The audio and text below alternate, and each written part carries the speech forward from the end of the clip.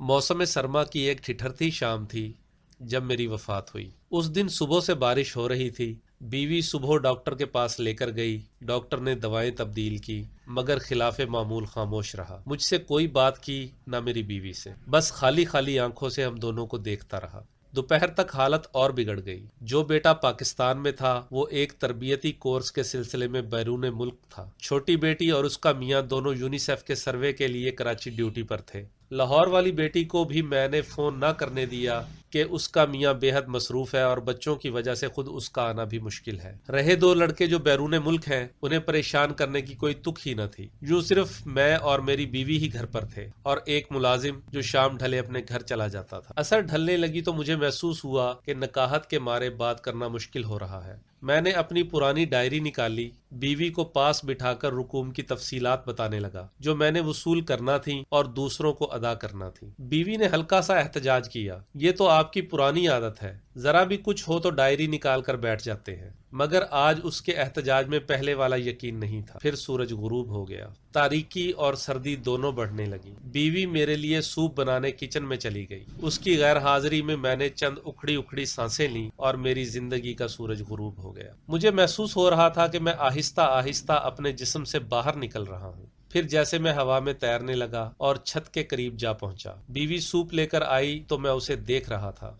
एक लम्हे के लिए उस पर सकता तारी हुआ और फिर वो धाड़े मार मार कर रोने लगी। मैंने बोलने की कोशिश की, लेकिन ये अजीब बात थी कि मैं सब कुछ देख रहा था मगर बोल नहीं सकता था। लाहौर वाली बेटी रात के पिछले पहर पहुंच गई। कराची से भी छोटी बेटी और उसका मियाँ सुबह की पहली फ्लाइट से पहुंच गए। बेटे तीनों बैरून मुल्क थे।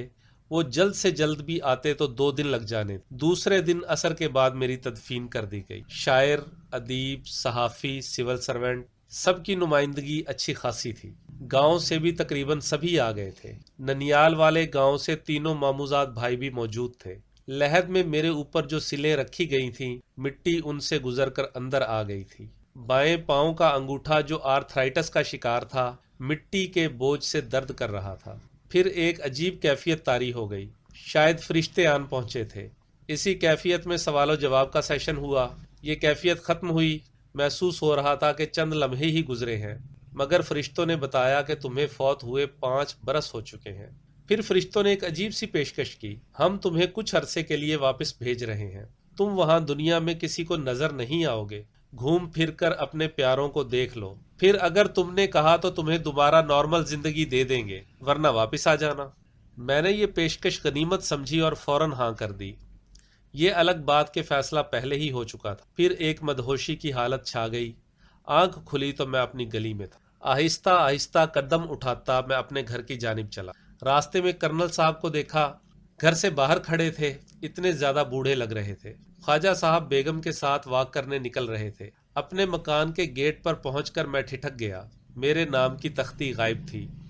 पोर्च में गाड़ी भी नहीं खड़ी थी। वफात से चंद हफ्ते पहले ताज़ा तरीन मॉडल की खरीदी थी। उसका सनरूफ भी था और चमड़े की ओरिजिनल सीटें भी थी। मुझे एक धचका सा लगा, गाड़ी कहाँ हो सकती है? बच्चों के पास तो अपनी अपनी गाड़ियां मौजूद थीं।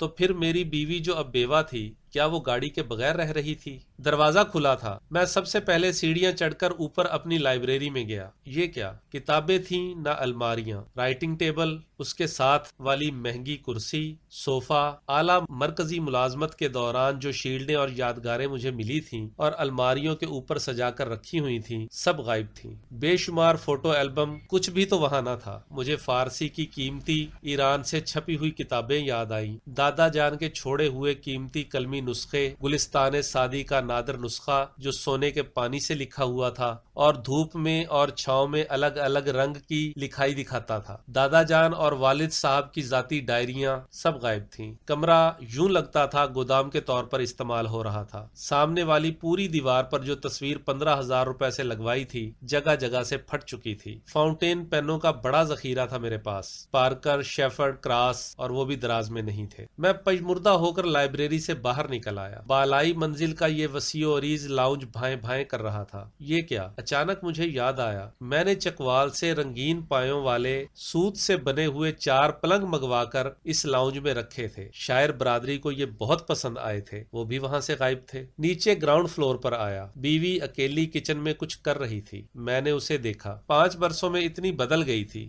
میری آنکھوں میں آنسو آ گئے۔ کیسے پوچھوں کہ گھٹنوں کے درد کا کیا حال ہے، ایڑیوں میں بھی درد محسوس ہوتا ہے یا نہیں، دوائیں باقاعدگی سے میسر آ رہی تھی یا نہیں۔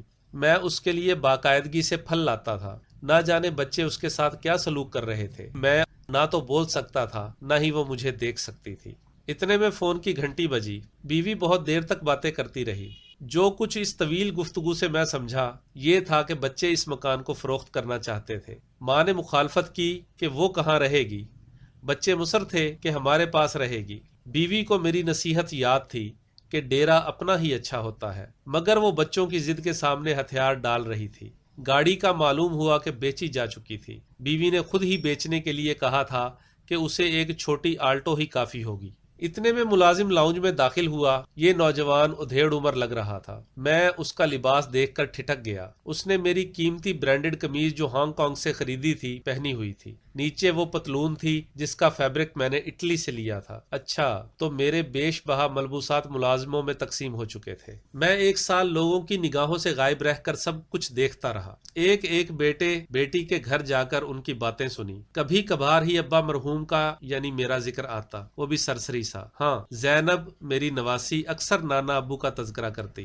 ایک دن ماں سے کہہ رہی تھی، اماں یہ بانس کی میز کرسی نانا ابو لائے تھے جب میں چھوٹی سی تھی، اسے پھینکنا نہیں۔ ماں نے جواب میں کہا، جلدی سے کپڑے بدل کر کھانا کھاؤ، پھر مجھے میری سہیلی کے گھر ڈراپ کر دو۔ میں شاعروں ادیبوں کے اجتماعات اور نشستوں میں گیا، کہیں اپنا ذکر نہ سنا۔ وہ جو بات بات پر مجھے جدید غزل کا ٹرینڈ سیٹر کہا کرتے تھے، جیسے بھول ہی تو چکے تھے۔ اب ان کے ملازموں نے میری کتابیں ڈسپلے سے ہٹا دی تھی۔ ایک چکر میں نے قبرستان کا لگایا۔ میری قبر کا برا حال تھا، گھاس اگی ہوئی تھی، کتبہ پرندوں کی بیٹ سے اٹا تھا۔ ساتھ والی قبروں کی حالت بھی زیادہ بہتر نہ تھی۔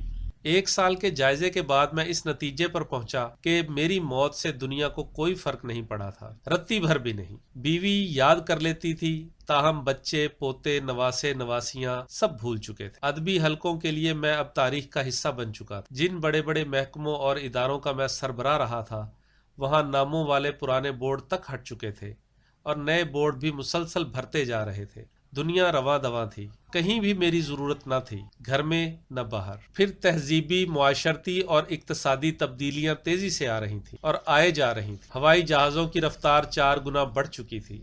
دنیا کا سارا نظام سمٹ کر موبائل فون کے اندر آ چکا تھا۔ میں ان جدید ترین موبائلوں کا استعمال ہی نہ جانتا تھا۔ فرض کیجئے میں فرشتوں سے التماس کر کے دوبارہ دنیا میں نارمل زندگی گزارنے آ بھی جاتا تو کہیں خوش آمدید نہ کہا جاتا۔ بچے پریشان ہو جاتے، ان کی زندگیوں کے اپنے منصوبے اور پروگرام تھے جن میں اب میری گنجائش کہیں نہ تھی۔ ہو سکتا ہے بیوی بھی کہہ دیتی کہ تم نے واپس آ کر میرے مسائل میں اضافہ کر دیا ہے۔ مکان بک چکا، میں تو ایک کسی بچے کے پاس رہ لیتی، 2 کو اب وہ کہاں سنبھالتے پھریں گے۔ دوست تھوڑے باقی بچے تھے، وہ بھی بیمار اور چل چلاؤ کے مراحل کا سامنا کر رہے تھے۔ میں واپس آتا تو دنیا میں مکمل طور پر انفٹ ہوتا، نئے لباس میں پیوند کی طرح، جدید بستی میں پرانے مقبرے کی مانند۔ میں نے فرشتے سے رابطہ کیا اور اپنی آخری چوائس بتا دی، میں واپس قبر میں جانا چاہتا ہوں۔ فرشتہ مسکرایا۔ اس کا کمنٹ بہت مختصر تھا، ہر انسان یہی سمجھتا ہے کہ اس کے بعد جو خلا پیدا ہوگا کبھی بھرا نہیں جا سکے گا، مگر وہ یہ نہیں جانتا کہ خلا تو پیدا ہی نہیں ہوا تھا۔ یہ تحریر ہے اظہار الحق صاحب کی۔